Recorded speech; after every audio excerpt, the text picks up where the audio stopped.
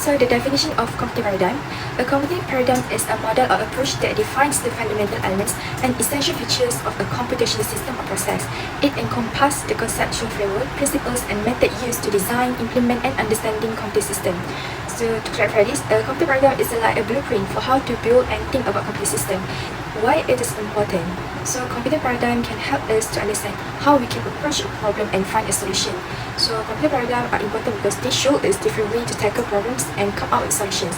Second one is improve the performance and resource utilization. So they can help us to make our system run faster and use resources more efficiently. The third one is provide abstraction that help manage complexity by hiding unnecessary details from the developer.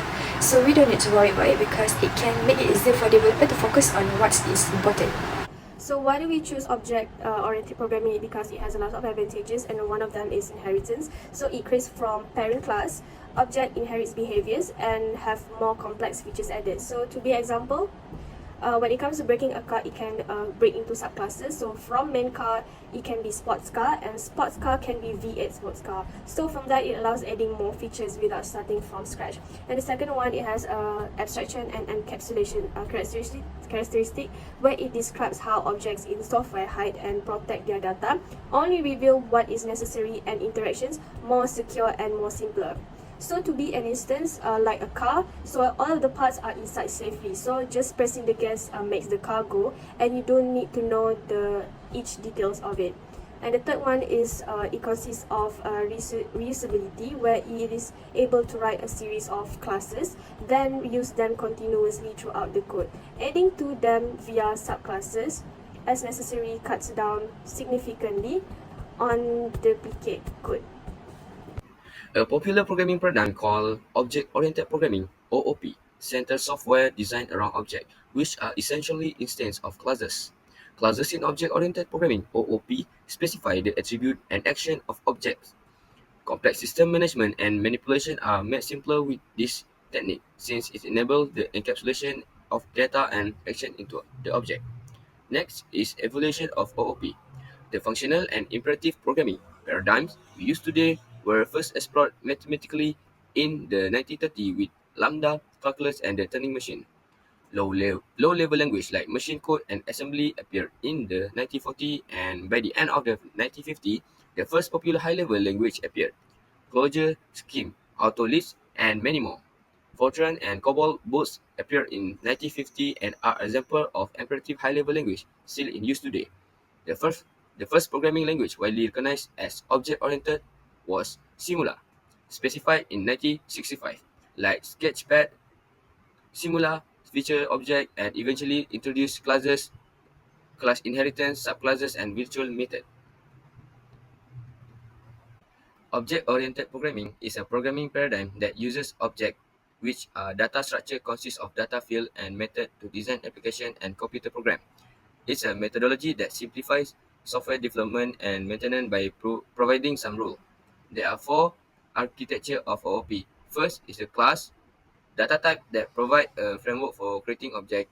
You can define a class to create multiple objects without writing additional code.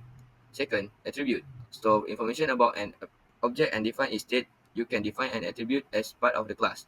Third, object. Object represent an instance or creation of a class. It defines specific data such as properties and behavior to implement the code. Last, method. Function that perform a task or action. For example, a method may return information about an object data.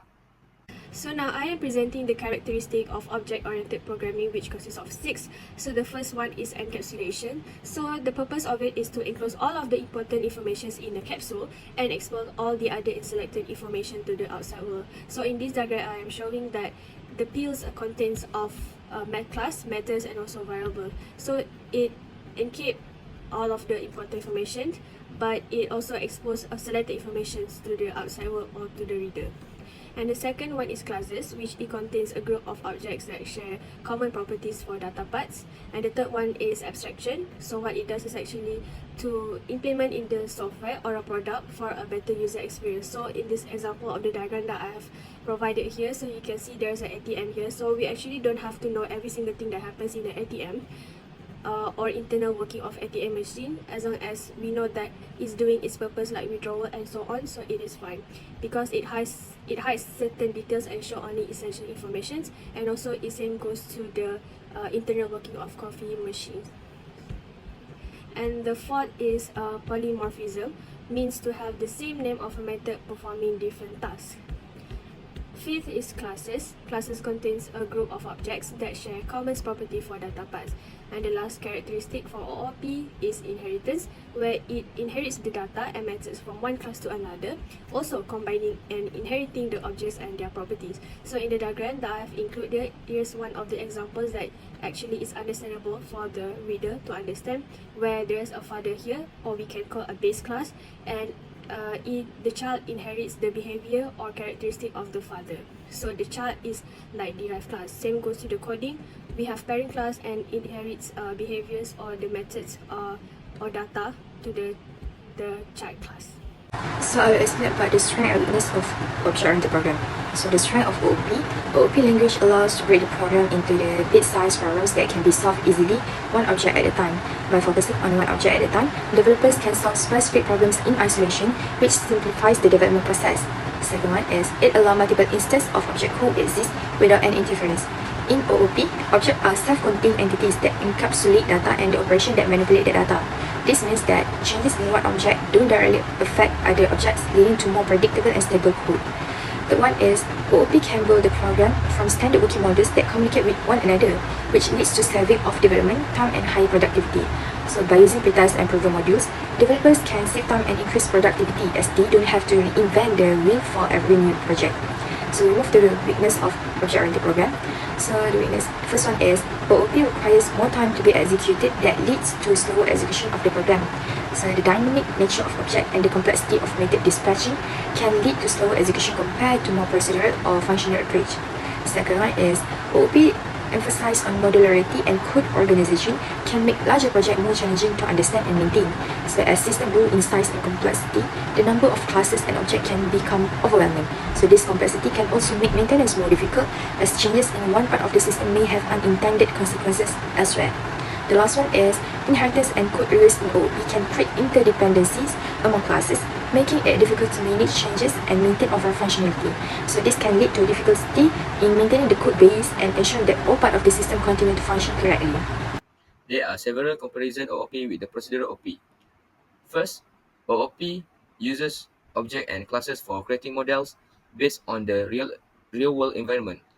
And for POP, a step-by-step approach for breaking down a task into a collection of routines or subroutine and variable by following a sequence of the instruction. Next, for OOP, the program is divided into small parts called object, while POP, the program is divided into the small parts called function setting. Overloading is not possible for POP, but overloading is possible in object-oriented programming. This is the sample code for inheritance. The Jerry Mouse class inherit from the animal class. This means Jerry Mouse inherit name attribute at the it method from animal. When we create an instance of Jerry the mouse, it can use the name attribute and the it method defined in the animal class. Then output, when mouse display is called, it prints my name is Jerry. My name is Jerry the mouse because the name attribute was set to Jerry the mouse. When mouse eat is called, it print I can eat because it uses the eat method inherit from the animal class. So the output will be my name is Jerry the mouse. I can eat. So in my point of view, object-oriented programming is a widely used method of developing software by modeling real-world entities as objects. These items are able to engage with one another, similar to how individuals or objects interact in the physical world. OOP is recognized for its emphasis on maintaining organization and enabling code reuse, ultimately saving time and simplifying program modifications. Nevertheless, it may be challenging for novice developers to initially understand as it involves approaching issues in a methodical manner. However, OOP continues to be a robust tool for developing intricate and sustainable software. For my final thoughts or discussion is that the characteristic of OOP or object-oriented programming encompass encapsulation, inheritance, polymorphism, and abstraction, including classes and objects. These fundamentals features facilitate the development of modular, reusable, and maintainable code by organizing data and behavior into objects and classes. Based on the thorough reading and in-depth analysis that I have carried out compared to other paradigms, OOP is easier to use and more user-friendly for beginners. However, each paradigm has a place and the best one to use will rely on the particular of the project, the developer experience, and the environment in which the environment is being developed. In smaller project, use OOP for maintainability and scalability and POP for simplicity and performance.